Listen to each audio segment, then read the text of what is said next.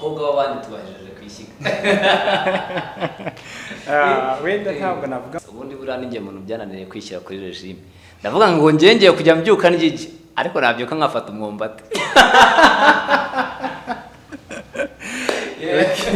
ntabwo biba byoroshye ariko nanone umwumbati ufasha urumva imbaraga niyo mpamvu abantu babona ndi muto ariko nkomeye umuntu wakwigishije amasomo nigeza ko amasomo y'umubano buri abashingiye cyane cyane kuri Kristo cyane cyane ku bakristo bakubwira inzira umuntu anyuramo yubaka urugo rushingiye kuri Kristo nikeza ko ahanini no kugira ingo zitandukane nuko urwo rugo ruba tubakiye kuri Kristo.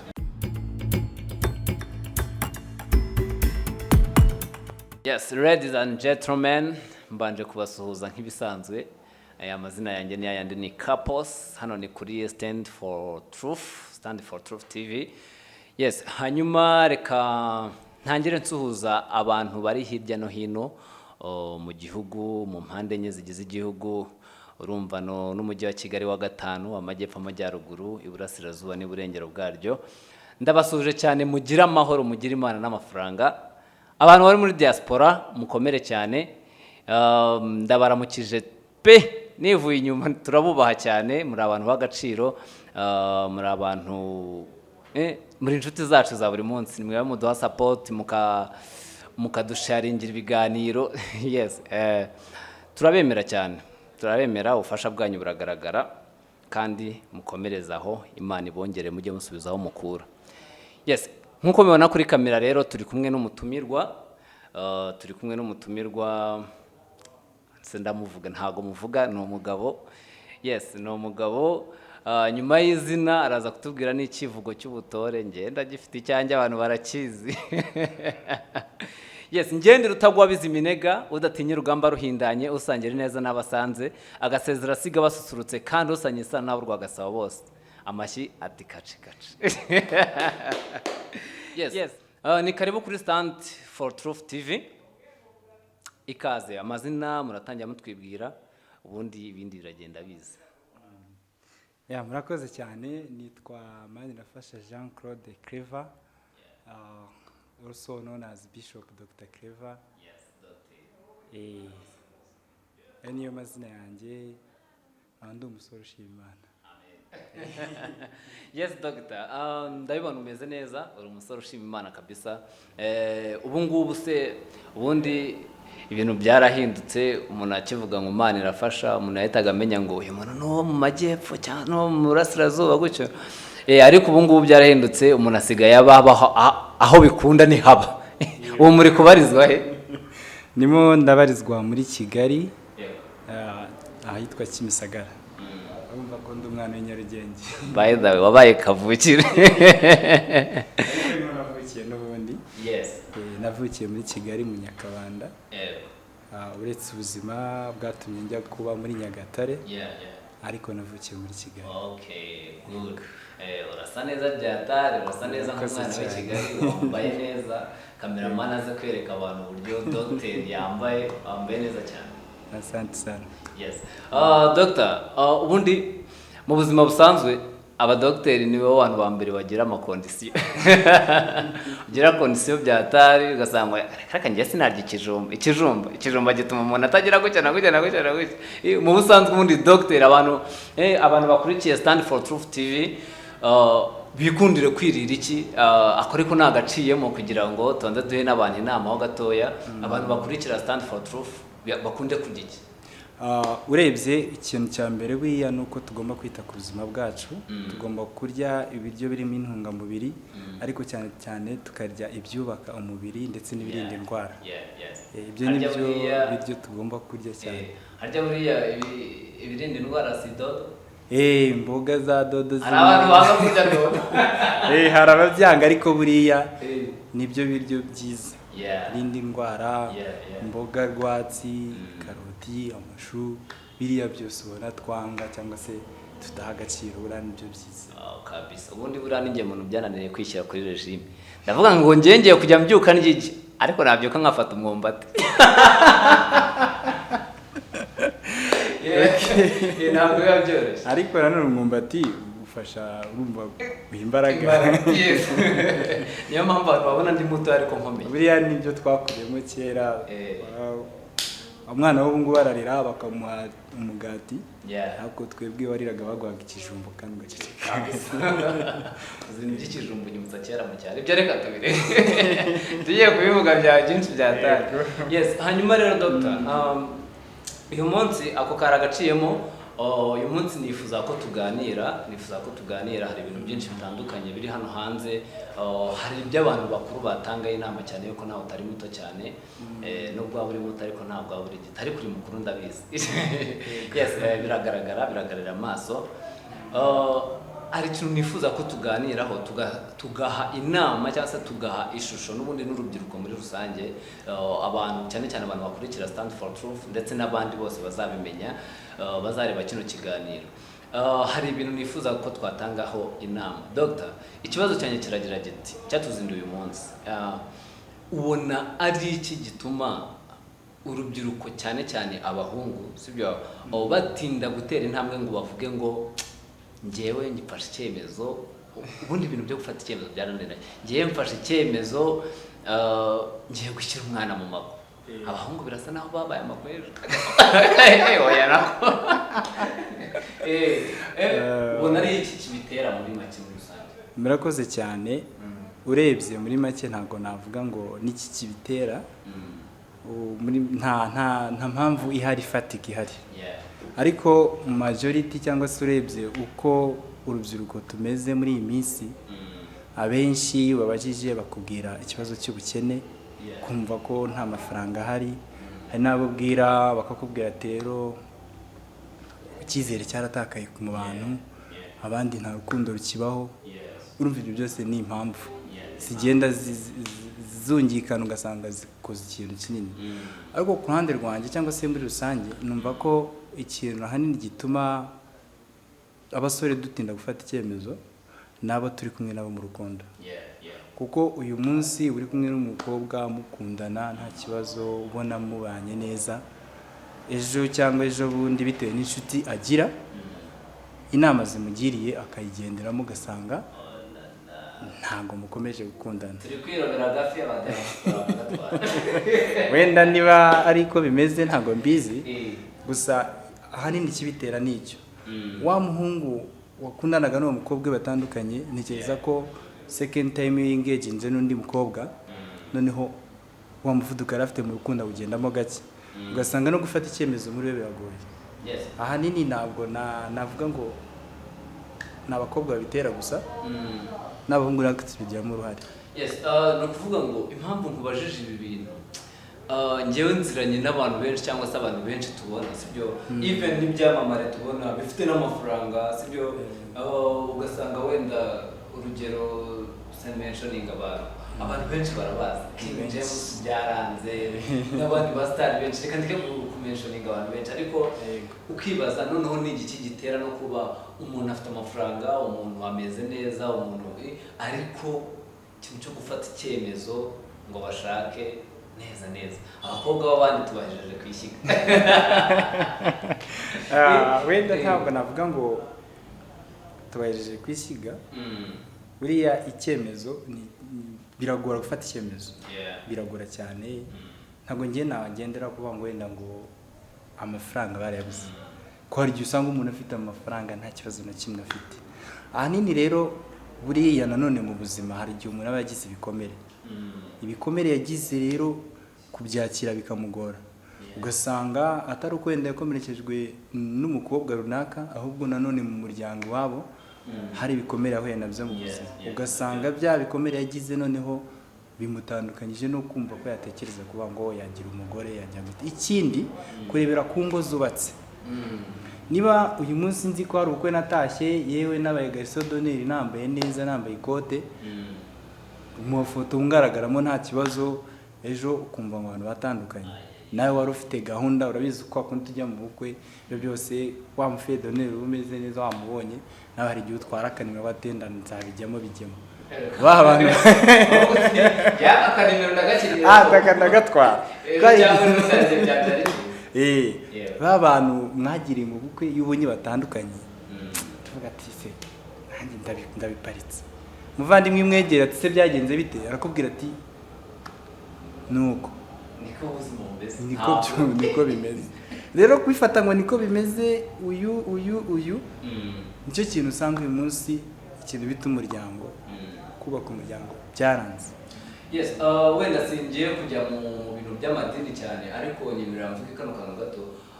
Njye numva abantu benshi bamentioninga ngo impamvu urumva ngo iyo bari kwiga imibano byo ngo hari igihe rimwe na rimwe bigishwa n'abantu batazi n'ibyo bintu. Ntabwo ngaho nabijyamo cyane. Ntekereza ko buriya umuntu wigisha umubano nawe niyo buriya yaba atarabyize buriya yarabisomye. Hari umuntu iyo yasomye ibintu urakuza kubikubwira byakumvikana, ariko ntabwo numva ko ariyo impamvu ahanini nuko umuntu wakwigishije amasomo, ntekereza ko amasomo y'umubano buriya abashingiye cyane cyane kuri Kristo, cyane cyane ku bakristo, bakubwira inzira umuntu anyuramo yubaka urugo rushingiye kuri Kristo. Ntekereza ko ahanini no kugira ngo ingo zitandukane nuko urwo rugo ruba tubakiye kuri Kristo. Iyo urugo rumeze neza, usenga, umugabo asenga, umugore asenga, n'abana mu rugo, ntekereza ko urwo rugo, ubundi ijambo ry'Imana rivuga neza ngo ubonye umugore abonye ikintu cyiza. Ntekereza ko rero iyo udasenga ntabwo wabitekereza, nta nubwo wabyumva. Tunazemo n'akantu k'ubwisho. Yes, hanyuma abasore cyangwa se inkumi, urubyiruko muri rusange twitware dute kugira ngo twumve ko dushobora gukora ibyo bintu, twumve ko bishoboka, cyangwa se twumve ko mbese iyo ntambwe tufite, kuko abantu bavuga ko iyo uri umusore sibyo ukaba utarashaka, inshuro nyinshi biragoye kugera ku bukire n'ubundi washaka kugira ngo ube washaka umugore. Urubyiruko rw'abahungu cyane cyane, abahungu cyane cyane buragiye niho ndi kureba, kuko urumva hari ikibazo kinini. Nta muhungu watarita umukobwa ngo abenshi ngo amwangaje amubwire ngo twimariye, usanga bitinda, ugasanga nyine ntabwo byoroshye kuba umuntu yavuga ngo reka niyangaje nimariye. Urubyiruko rw'abahungu ni iki cyaza kudutinyura kuba twafata icyemezo cyo gushaka abagore, even nubwo hari ubukene nyine bajya bavuga ngo niba mukunze mujyane no hasi arahari, even nubwo hari ubukene, ariko ni iki twakora ngo ese ubundi biriya bintu ni byiza, first tubanze tubyumvishe ko ari byiza cyane. Ese hakorwa ubukangurambaga kugira ngo bumvishe urubyiruko yuko urugo ari ikintu cyiza, bigende bite mbese? Icyo navuga cy'ingenzi kiruta byose ni uko buriya icyambere nk'urubyiruko cyane cyane abasore, tugomba kwirinda ikintu bita ibiyobyabwenge, kuko hari ukuntu uba addicted n'ibintu ukumva buri munsi uhora muri byacitse, byabereye aho byabereye, ibintu nk'ibyo. Icyo tugomba kwitwararika cyambere ni kwitwara neza, tukirinda ibiyobyabwenge, kuko ahanini usanga ari byo nibyo byatubase cyane. Ariko ni ukuvuga ngo iyo umuntu already ni ibiyobyabwenge nyine, umaze kunywa ibiyobyabwenge ntamutekereza ikindi. Noneho ugasanga twikuremo ikintu cyo kumva ko niba utereta umukobwa uwo nguwo ari uwo kuryoshya gusa. Nicyo kintu uyu munsi kitwica. Ntabwo turi kumenya gufata imyanzuro. Ufashe icyemezo ukaba proud y'umukobwa, ntekereza ko ibyo bintu byagufasha mu buzima. Iyo uri proud y'umuntu, umwereka inshuti zawe zikagushimira, cyangwa se zikakubwira ngo gutya na gutya. Iyo uri proud y'uwo ukunda, binagufasha kuza gufata icyemezo, kuko ufata icyemezo cy'umuntu ukunda. Niyo mpamvu usanga rimwe na rimwe hari igihe ushobora gukora ibintu ukabikorera umuntu ukunda. Abasore dukunda n'akantu ko gusekana cyane. Niba ngiye nita ku mukobwa cyane, mugenzi wanjye abibona akavuga ati wowe warasaze, wabaswe n'urukundo, nta kigenda cyawe. Yego, rimwe na rimwe ukumva akubwira ati umuntu yakugiriye, ariko ubwo ni rwo rukundo. Ubundi niba nanone abasore twiga ikintu bita care, kwita ku muntu. Buriya iyo wita ku muntu ukunda, nawe aragukunda. Kandi muri bya biganiro mugirana kuri cyagiye mukundana, ntekereza ko hazamo no kuba mwafata icyemezo bati ese ubona twabana ryari, tubane ko dukundana n'iki byose. Abakuze dutekereze yuko yego nibyo no kuba ufite amafaranga birafasha, ariko iyo wafashe icyemezo buriya ntikiza ko unagira courage yo gushaka amafaranga yo gukora ubukwe. Yego. Yes. Hanyuma rero utubwiye ku bahungu, utubwiye icyo twakora, cyane cyane tureka ibiyobyabwenge. Rubyiruko, mana nyagasani, rubyiruko mugerageze kabisa, sibyo? Aba Gen Z tugerageze tureka ibintu by'ibiyobyabwenge, ntago ari ibintu bituganisha ahantu heza, ntago. Yes, abaciyemo n'akantu k'inama buriya ibyo nanjye mbyumvishije, cyangwa se iyo mbonye abahungu benshi barara mu tubari mu gitondo, umujene mwiza rwose w'umukapo ubona asa neza ari kugurirana ku muhanda. Oh my god, ni ibintu bibabaje cyane, ni ibintu bibabaje cyane. Yes, hanyuma Dr. Bashiki bacu bo sometimes ubusanga nanone abahungu turatinya gushaka, tuvuga ngo uriya mukobwa mbona ku mbuga bahererekanya amacupa ya za kanyanga za whisky, imwe ebyiri eshatu basimburanye eshanu eshatu, uyu mukobwa mushyire mu rugo. Nacyo mbona hari ikintu kiza mu kutudindiza twebwe abahungu, sibyo? Hanyuma abashiki bacu bo tubahitemo gute, tubone uwuhe wo guhitamo kugira ngo nanone tube twafata iyo cyemezo, twizere nde tureke nde, sibyo? Kuko ubusanga nabyo niyo ubonye ibyo bintu nk'ibyo ngibyo uravuga ati abakobwa bose niko babaye. Ariko se wowe nk'umuntu, sibyo, w'umusore ugeze n'icyo gihe cyo kuba wafata icyemezo, wenda uraza kutugira n'inama bivanye no ku wenda sinzi niba ufite sheri. Byiza cyane. Yes. Rero kuba ufite sheri, sibyo, uraza no kutugira inama, twizere uwuhe mukobwa tureke uwe. Ngende kubariza abahungu. Abakobwa urabona nyine nanone ni ikibazo, cyangwa se uribuka ibintu berutse kwigwaho cyane, ugasanga ngo umukobwa aza nta kintu, ngo ejo bundi mukamuradi. Nyine dufata icyemezo dushingiye ku turebe umukobwa witwara ute kugira tumenye uwo duhitamo n'uwo tureka. Nimba uburyo ubibonamo rwose watubwira. Basore rero bagenzi banjye, numva ko icy'ingenzi ku mukobwa agomba guhitamo umukobwa ubaha Imana. Icyo nicyo cya mbere. Umukobwa iyo yubaha Imana biba bihagije. Rero wa mukobwa usenga, iyo tuvuga gusenga rimwe na rimwe ntabwo tuba tuvuga ko ari ukwirwa mu rusengero cyangwa ari umukobwa ufite indangagaciro za gikristo. Icyo ni icya mbere. Icya kabiri ni uko nanone tugomba kumva yuko wa mukobwa nanone ukuba uguha agaciro, uri proud yawe, kuko buri hari igihe ukundana n'umukobwa ntaba ari proud yawe. Abakobwa ni abantu bakunda guserezanya cyane, ushobora gukundana n'umukobwa wahura na kumwe n'abandi bakobwa agashaka kugukwepa. Iyo ubumenye ko umukobwa ari proud yawe, ntikiza ko nawe ugomba kumukunda. Akagupresenta, yego, uwo muntu aba agukunda kandi cyane. Yego.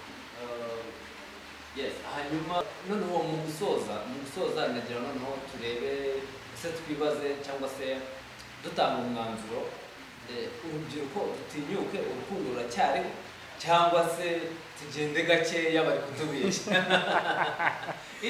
Okay, urukundo ruracyariho kuko iyo ukunda umuntu nawe agukunda, nicyo kintu cya mbere birakiryoha. Uko byagenda kose, njya nkunda kubwira abantu bose, abantu tuziranye, ndababwira ngo love is another creature. Urukundo ni ikindi kiremwa cyihariye. Iyo wakunze umuntu ntikiza ko nta kintu utakora. Urukundo rurahari, mutinyuke, mukundane, ariko nanone ukundane na wa muntu ubona ufite intego. Ukundane n'umuntu ufite intego, uvuga ngo ngiye gukundana runaka kuko mfite intego runaka.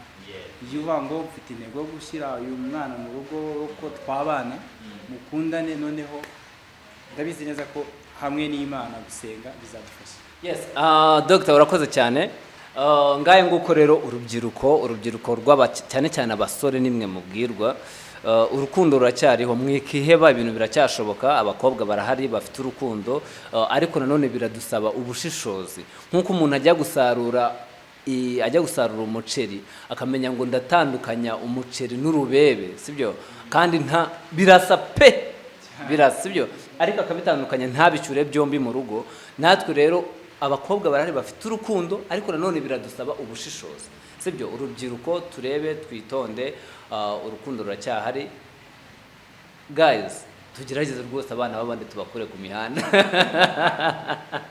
Hari abana bafite urukundo twashyize mu rubebe kandi ari imiceri. Tugerageze abana b'abandi tubakure ku mihanda. Yes, mwakoze rero kubana na Stand for Truth TV. Reka nsoze mbashimira, muri ab'agaciro, mbese muri ikindi kintu kuri ngewe, kuko ndabibona cyane. Nshimire cyane abantu bakomeje kumfasha. Channel ni nshyashya ariko uko ihagaze ntago ari bibi. Ndabakunda cyane kandi mukomeze mubane natwe. Imana ibahe amahoro n'amafaranga.